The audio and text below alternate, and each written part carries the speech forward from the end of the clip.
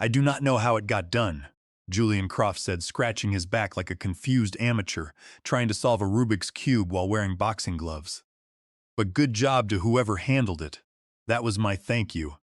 After 6 straight weeks of cleaning up his latest logistics nightmare, involving a cross-country shipment rerouted through regional hubs because someone clicked consolidate on a spreadsheet, I am not saying I am the sole savior of modern distribution. But if I had been hit by a bus, this enterprise would have drowned in its own augmented Slack notifications and half-baked management dashboards. Let me paint you a picture. It is 7:12 in the morning. My office lights are off, but my coffee is hot and my inbox is a war crime. The main warehouse facility in Nevada accidentally received 14,000 units of the wrong stock keeping unit. Finance has sent another cryptic notification regarding vendor payment escalations. Legal just carbon copied me on an urgent trademark usage dispute again. And you know what? I breathe easy. Donald Prescott, 54 years old, Senior Director of Core Logistics and Compliance Integration at Nexus Logics. I fix structural failures before they escalate into board-level catastrophes. I get the complex vendor invoices processed. I call the supplier's actual human account representative because, unlike the clowns in executive sales, I actually built a personal relationship with him over 15 years. I get the misrouted units redirected with an apology bonus and an overnight dispatch label. By 8:03 in the morning, I have extinguished 3 fires and left 0 ash on the corporate floor. When departmental team leads mention my name upstairs, it is like describing plumbing to someone who believes water simply appears because a faucet gets turned. I do not brag. I do not send company-wide emails titled how I saved Q3 performance, and I sure as hell do not construct flashy slide decks regarding synergistic logistics pathways.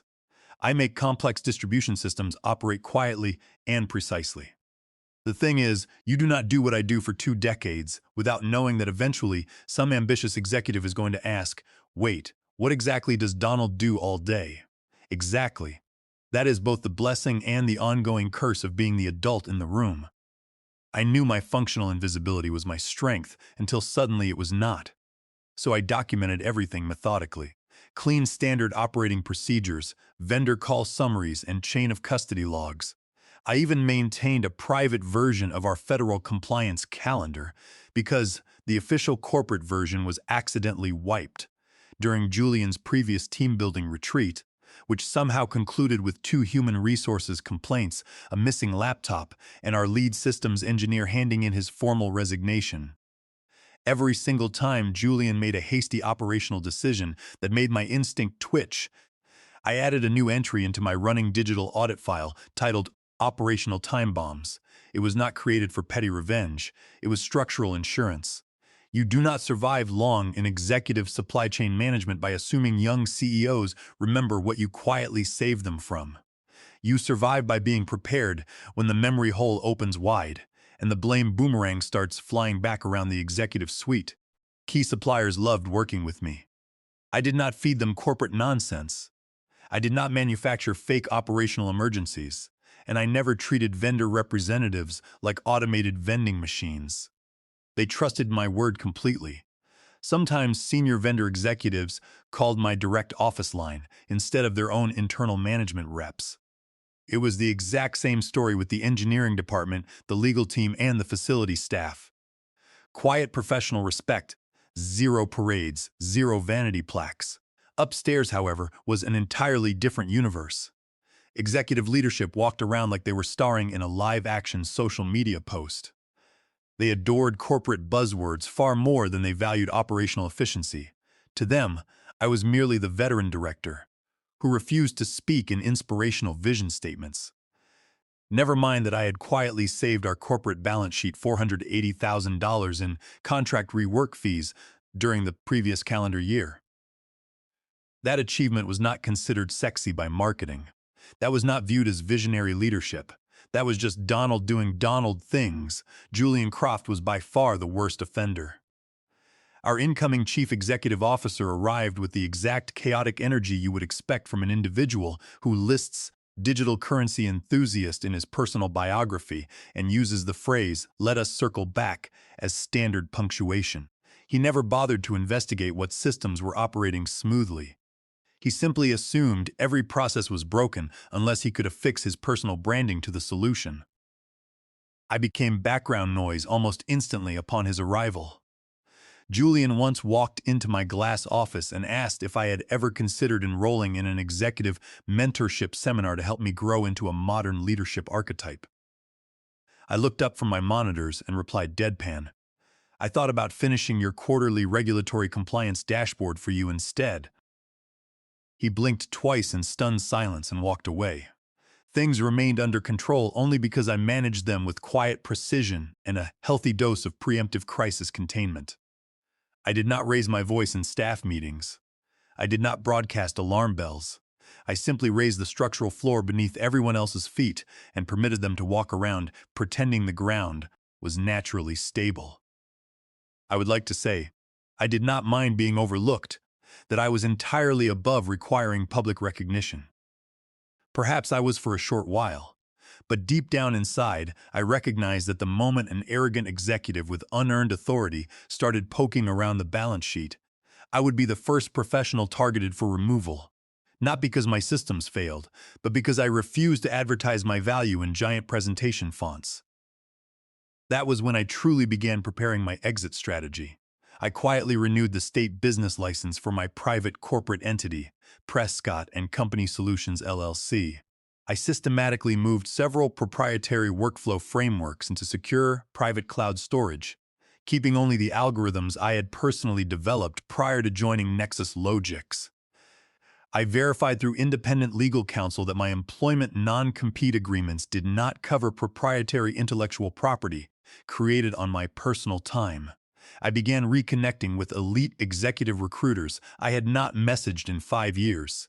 I was not actively planning to abandon the enterprise, but I was thoroughly determined not to be ruined if someone executed a reckless political maneuver, which, let us be completely honest, in a corporate culture dominated by Julian Croft, was never a question of if, but a guaranteed matter of when.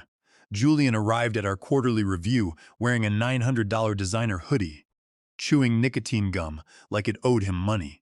He greeted the assembled staff by blasting an electronic dance music remix of the company mission statement from a portable Bluetooth speaker he carried under his arm like a newborn child.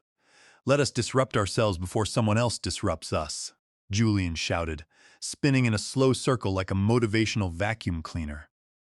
When Julian was appointed chief executive, we were told he possessed an elite startup pedigree. What that actually translated to in reality was 3 bankrupt tech ventures, 1 speculative consulting firm, and an army of online followers who applauded every superficial post like scripture. The board of directors wanted a polished pitchman to dazzle institutional investors while the rest of us quietly cleaned up the financial glitter. Julian strutted into the departmental gathering like a rejected reality television contestant, waving his smartphone while reading off trendy management terms he clearly did not comprehend. Agility, nimbleness, compression of the vertical stack, that is the core play. We must unlearn before we relearn. He utilized the phrase operational tribe unironically 3 separate times. During his first week, Julian arbitrarily deleted our internal operational wiki because he claimed it was too text-heavy. During his second week, he unilaterally transferred our primary West Coast distribution contract to a cheaper fulfillment vendor in Arizona that did not even operate within our primary freight zones. During his third week, he ordered custom monogrammed mouse pads for the executive suite. Julian casually referred to me as operations guy in a strategic alignment session. Just operations guy, as though I were some technician dwelling in an office supply dungeon. I corrected him instantly, keeping my tone perfectly flat. "It is Donald Prescott. I direct core logistics and regulatory compliance integration." Julian grinned broadly and replied, "Right, right. Love the passion, Donald, passion." That is what individuals like Julian called it, when a 54-year-old executive refused to immediately grovel before their spray-tanned authority. The third time he asked me to loop in Finance Girl, I simply forwarded his personal inbox our 40-day invoice backlog and reminded him that VendorNet 30 terms were legally binding contracts, not optional suggestions. He never replied. The man possessed zero comprehension of how actual commercial enterprise functioned. He genuinely believed vendor onboarding was a vibes-based exercise. He actually uttered the phrase "just digital transfer the funds" during a formal procurement audit. I nearly suffered a medical event on the spot. What truly infuriated Julian was my refusal to perform public loyalty. I did not laugh at his shallow jokes. I did not nod in fake agreement when he reinvented logistics wheels I had personally engineered 5 years ago. I did not applaud when he presented a slide deck titled Operations 2.0, Build Less, Brag More. Julian created a new strategic projects group specifically so he could install one of his former social companions, Gavin Briggs. Gavin was an ex-electric scooter startup officer who believed Gantt charts were unnecessary and repeatedly inquired whether we could track corporate key performance indicators utilizing emojis. I walked into a supply chain planning session one afternoon and discovered Gavin attempting to gamify our vendor compliance portal by color-coding shipping invoices based on emotional vibe severity. I informed him with absolute composure that if he modified one more system database field without formal change authorization, I would print the entire procurement history and hand-deliver it to our federal compliance auditors in triplicate. Yet even as my authority was being quietly gutted, I noticed an intriguing detail during board meetings. Stanford Roth, our lead institutional investor, silent partner, and a rumored billionaire who rarely blinked unless he was preparing to restructure an enterprise, sat quietly in the back corner of Julian's budget presentations. Stanford kept his arms folded across his dark wool suit, scanning the room like a seasoned auditor evaluating a high-risk venture.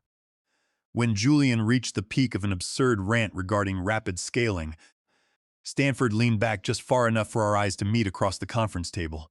Nothing dramatic occurred. Zero winks, zero nods, just absolute, penetrating stillness. Stillness with sharp financial teeth. Stanford was watching Julian, not listening to his performance but measuring his fundamental competence. I kept my expression completely neutral, but something deep in my chest relaxed. For the first time since Julian's arrival, I recognized that the lead investor was a man who could detect corporate fraud through solid reinforced concrete. The initial phase of my formal demotion arrived embedded inside an electronic calendar invite that contained no subject line. It was titled simply, "Touch Base Mandatory," scheduled for 4:30 on a Friday afternoon, the exact time slot designed to make an executive adjustment feel like a casual afterthought. Julian did not even bother to attend the session. He dispatched Gavin Briggs instead. Gavin's most notable professional achievement to date had been creating an internal digital leaderboard that rewarded positive chat room reactions with $10 coffee gift cards.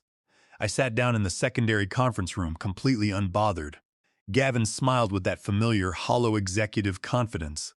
"Donald, we have some extraordinarily exciting structural changes evolving around how logistics integrates into our broader strategic framework," Gavin began, leaning forward on his elbows. "Big picture synergies. You are essentially being unburdened so you can level up your personal contribution." "Unburdened," I repeated in a completely flat tone. "Exactly," Gavin enthused. "Think of this maneuver as a pivot towards zone-based operational ownership. We are empowering specialized talent. You will naturally remain looped into core discussions, just in more of a strategic support capacity from the side." "From the side," I echoed calmly. They officially shifted my title to Senior Operational Consultant, an empty corporate designation that carried zero management authority. They reassigned my core distribution team to Gavin, which was a guaranteed blueprint for immediate operational catastrophe. They transferred final approval authority over 2 major vendor accounts to a junior finance intern named Chloe Miller, who had recently inquired whether net 30 terms meant an invoice was payable within 30 calendar hours. The one element executive leadership neglected to strip from my daily duties was operational responsibility. Whenever a freight shipment stalled at a regional port or a compliance tracking error appeared in an executive board summary, Julian would immediately ask, "Donald, what went wrong here?" I stopped correcting their misapprehensions. I simply nodded politely and recorded every single failure in my audit log, every missed shipping milestone, every contractual violation, In every instance where an executive transmitted confidential corporate documentation over an unsecured public cloud link because their primary database felt overly complicated. And while Gavin flailed around trying to reimagine supply chain workflows, I quietly activated something I had not touched in several years: Prescott and Company Solutions LLC. Fully licensed, corporate bonded, with articles of incorporation specifically tailored for enterprise logistics salvage and regulatory compliance rebuilding. I updated our federal employer identification number, refreshed the secure hosting environment, and established an encrypted corporate email server. Zero social media promotion, zero vanity advertising, just a plain web interface featuring 3 direct sentences: Prescott and Company Solutions.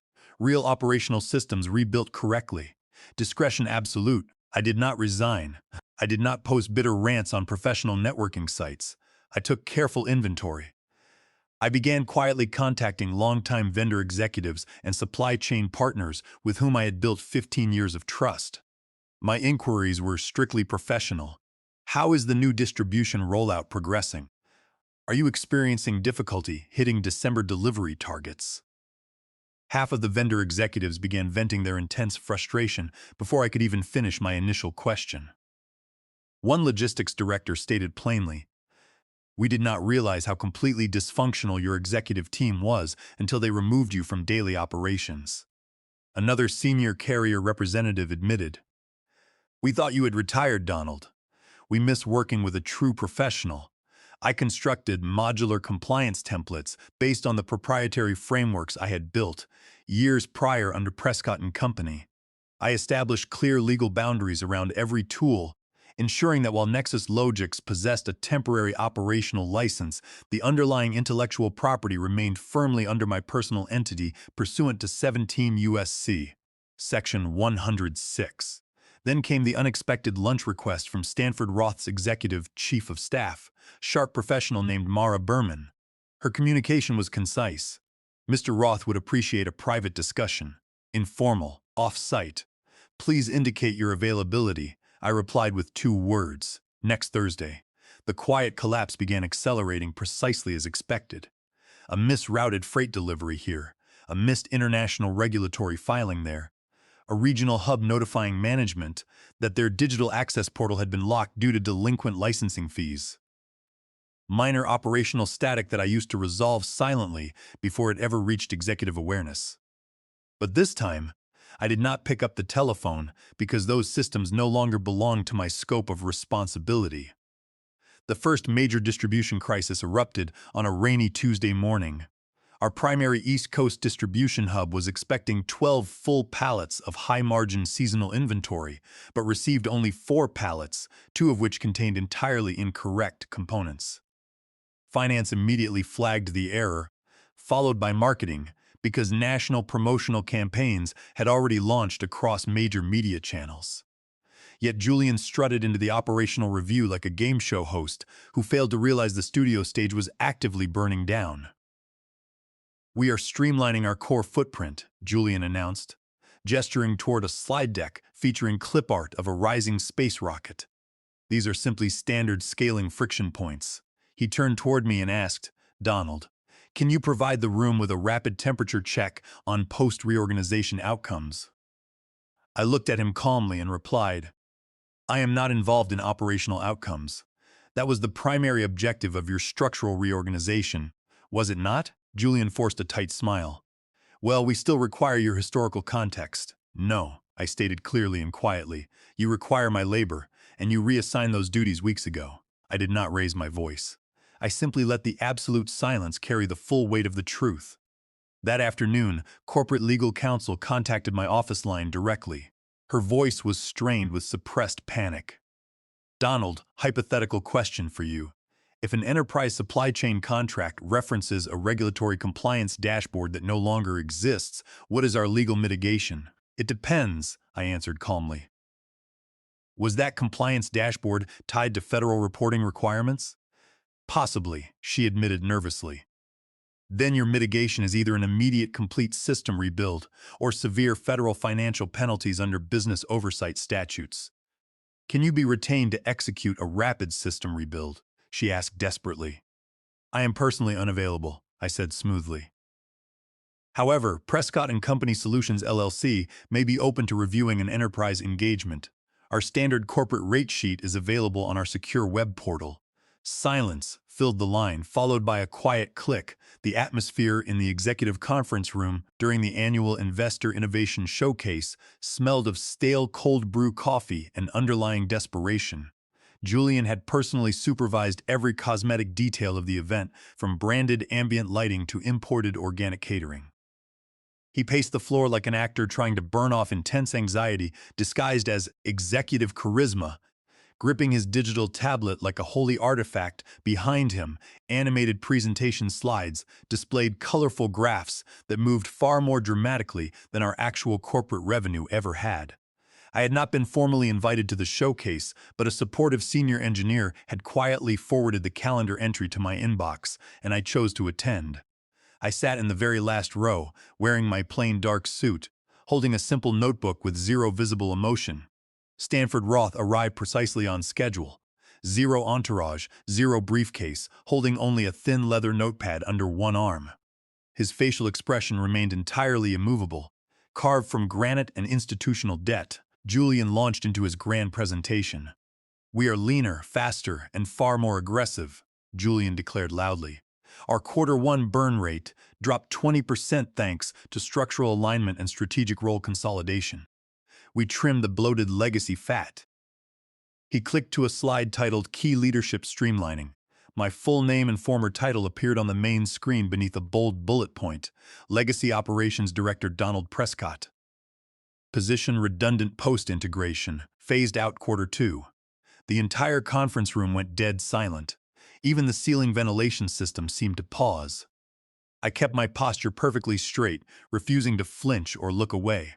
"Legacy operations require legacy oversight," Julian continued confidently, completely unaware of the room's shifting tension. "We have modernized our core structure.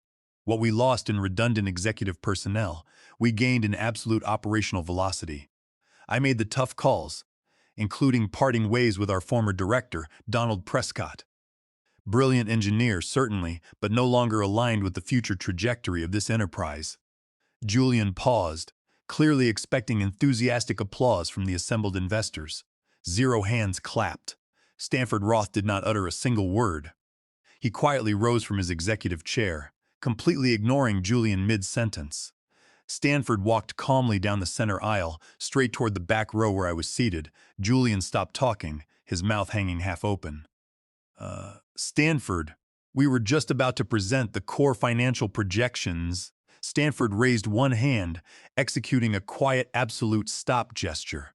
He stopped directly in front of my desk, looked down at me with unyielding clarity, pulled a slim, plain white business card from his interior jacket pocket, and set it on the polished wood beside my notebook. "Call me," Stanford said in a clear, resonant voice that echoed across the quiet room. "My money is dumb now." Stanford turned toward his senior investment associates, gave them the absolute tiniest 2-millimeter head shake, and walked toward the main exit. The entire conference room cracked open like falling glass. You could physically feel the severe psychological whiplash. Stanford's lead analysts immediately closed their laptop screens and packed their portfolios in perfect unison. Julian attempted to recover, his face turning bright crimson. "Right. Well, clearly there is a diversity of strategic perspectives in the room." Julian was sweating profusely now. His puffed executive posture deflated like a punctured yoga ball. His confident alpha demeanor peeled away to reveal absolute terror. I picked up the plain white business card calmly. It contained no corporate logo, only 3 simple lines of text. Stanford Roth. Direct line. Roth Capital Management. I stood up quietly, tucked the card into my jacket pocket, and walked out the glass doors into the afternoon sun. The internal corporate collapse did not occur with a dramatic explosion. It dissolved through a series of persistent, cascading failures. A missed international shipping deadline on Monday, a major regulatory compliance penalty on Wednesday, a primary freight carrier refusing to dispatch trucks without upfront cash payment on Friday. The automated logistics tracking systems that Julian had proudly described as modern digital transformations began seizing up across every regional division. Gavin Briggs had attempted to manage distribution schedules using simplified cloud spreadsheets, but he failed to realize that my original automation frameworks were legally hosted under Prescott and Company Solutions, LLC. When my administrative access was formally revoked, the proprietary API security tokens expired. The automated data pipelines simply stopped executing. Julian Croft had never bothered to read our foundational employment agreements. He simply assumed that any technical asset utilized by Nexus Logix automatically became corporate property. But under 17 U.S.C. Section 106, proprietary software frameworks developed by an independent consultant prior to employment and licensed temporarily to an enterprise remain the exclusive intellectual property of the original creator unless explicitly transferred through an executed asset purchase agreement. 0 asset purchase agreements had ever been drafted.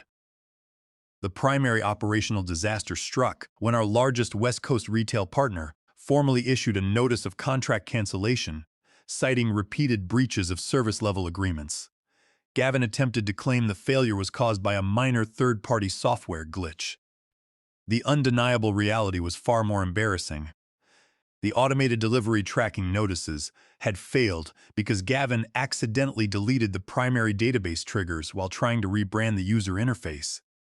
Inside the corporate offices, executive leadership turned on one another with vicious intensity.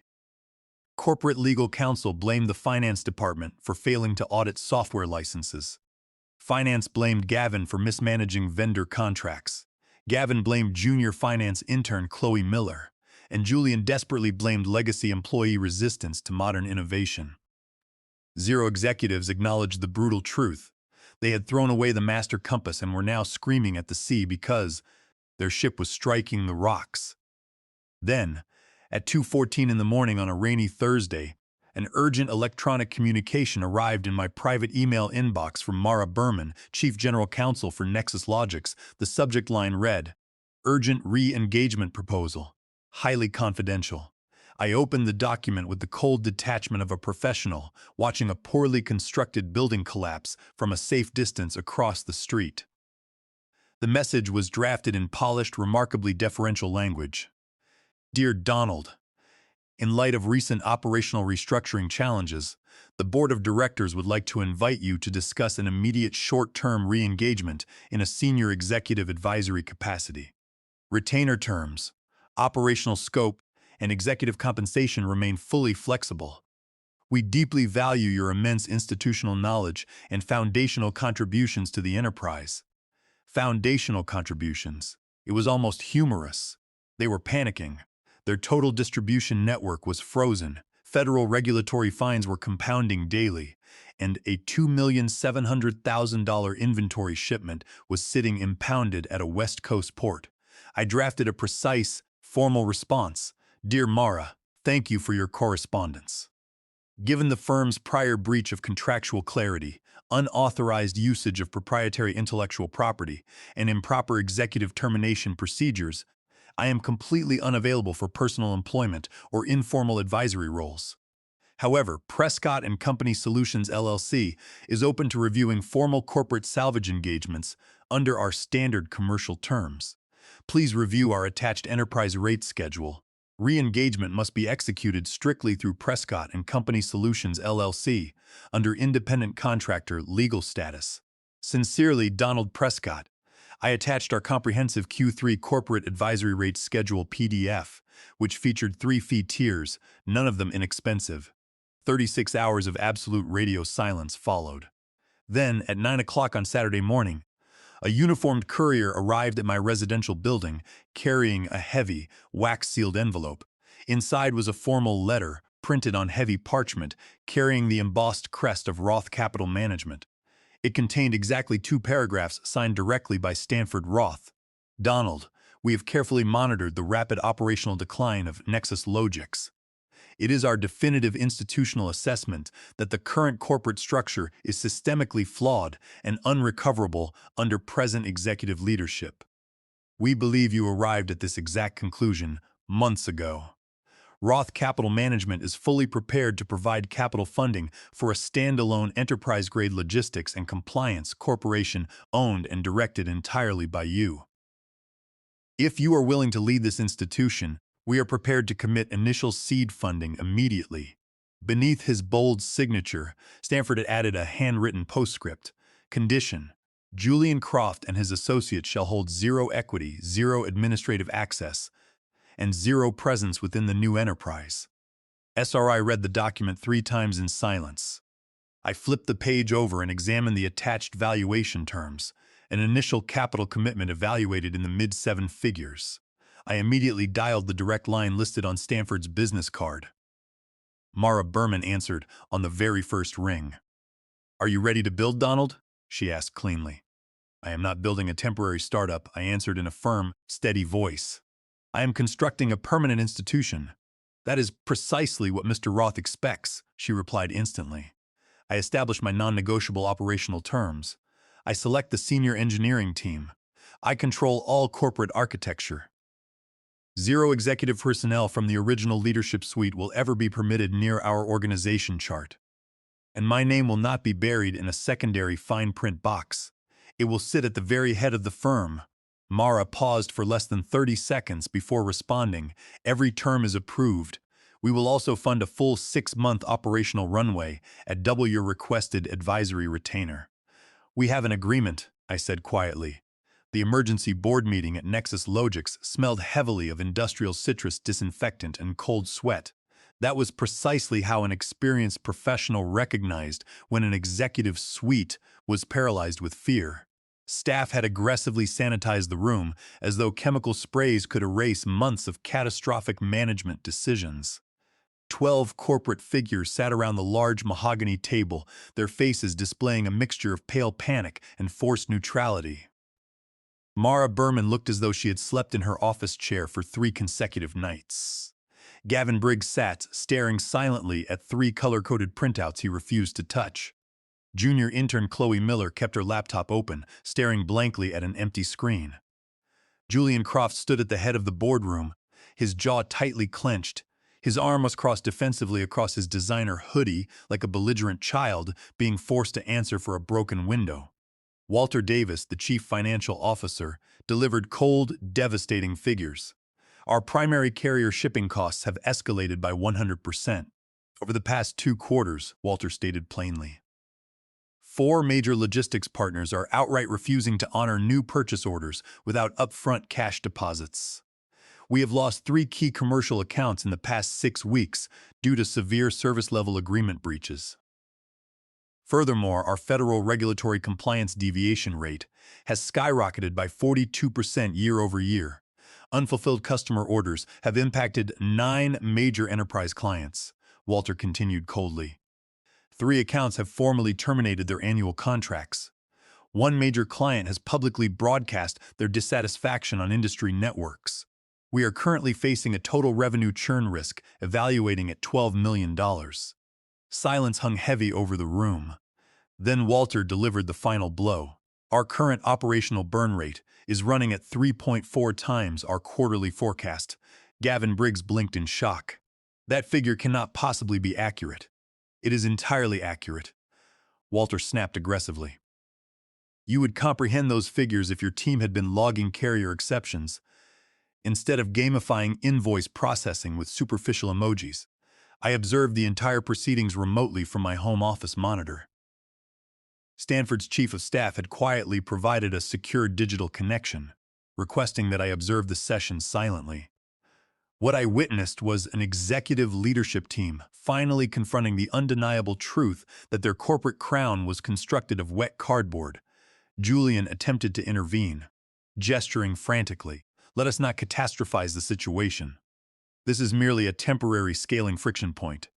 The team is rapidly recalibrating to modern systems." Walter cut him off without hesitation. "Donald's legacy systems were the calibration. You removed the operational backbone of this enterprise and substituted a dry erase whiteboard." Mara Berman leaned forward, her voice sharp and clinical. "I must officially advise the board regarding severe legal liabilities. There appears to have been catastrophic oversight concerning contractually protected intellectual property licensed under Prescott & Company Solutions, LLC. Under 17 U.S.C. Section 106, Our continued unauthorized deployment of Donald's proprietary data automation algorithms constitutes willful federal copyright infringement and a direct breach of fiduciary duty by executive officers. The entire boardroom froze. The corporate directors realized with sickening clarity that they were standing inside an enterprise whose technical foundation had been legally removed. The heavy boardroom doors opened without warning. Stanford Roth walked into the room. Zero announcement, zero executive entourage, holding a single dark leather folder bearing the gold emblem of Roth Capital Management. Stanford did not sit down. He walked to the head of the table, set the folder directly in front of Julian Croft, and stated in a voice of absolute finality, "You should read this document immediately." Julian stared at the leather folder as though it contained explosive material. Stanford turned his attention to the assembled board members. "You have been reviewing operational burn rates and client churn figures. Let us address actual institutional value. Contained inside that folder is a fully capitalized corporate venture proposal for Vance Logistics Systems Incorporated, an independent enterprise engineered around the operational blueprints and compliance architecture that used to keep this company functioning." Walter Davis leaned forward eagerly. "You are funding an independent operational spin-off?" Stanford nodded once with absolute authority. "Roth Capital Management is investing in functional continuity, not dying corporate legacies." Julian suddenly found his voice. His face flushed red with rage. "You cannot execute this transaction. He cannot legally transfer those systems. This is corporate sabotage."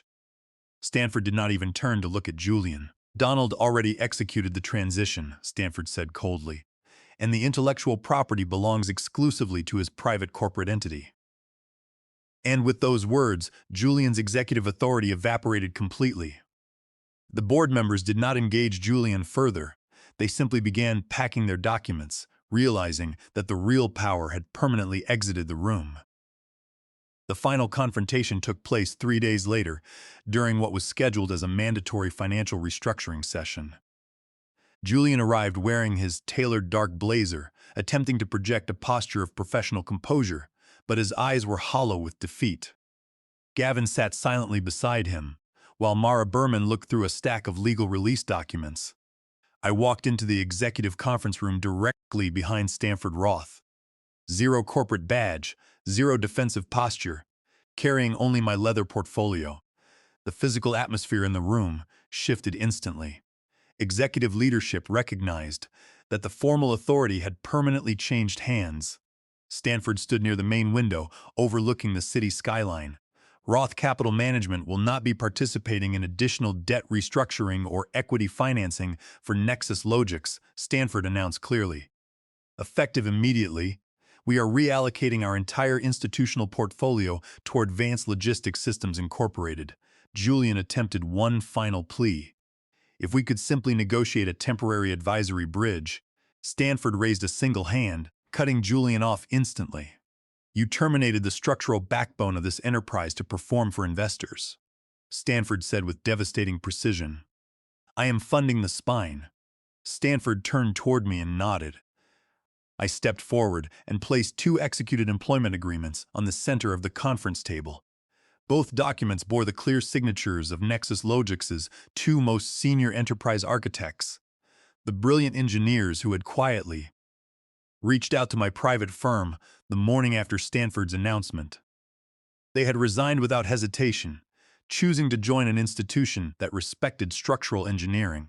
Julian stared at the signed documents in absolute disbelief. "You poached our core technical staff?" "No," I replied calmly and directly. "They walked away from incompetence." A quiet chuckle escaped from one of the senior board members near the head of the table. It was the sound of an executive realizing that the corporate charade was finally over.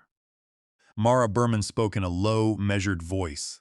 "You realize this transaction will trigger immediate cascading resignations across our entire technical division." I looked at her with complete composure. "You already hollowed out the core of this enterprise, Mara.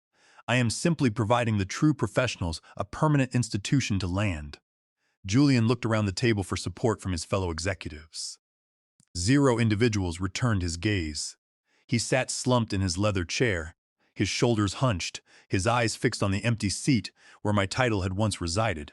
He tried one last time, his voice barely a whisper. "You cannot simply leave us with nothing." Stanford looked down at Julian with unyielding clarity. "This is not destruction, Julian. This is structural recovery." Stanford turned toward the exit, and I followed him out into the main corridor. Zero dramatic monologues were delivered. Zero anger was displayed, only quiet, precise, unstoppable momentum. As we passed the main glass conference room, I glanced back one final time through the clear partition. Julian Croft sat entirely alone at the head of the massive table, surrounded by abandoned slide decks, empty coffee cups, and the quiet, heavy wreckage of an imploded career.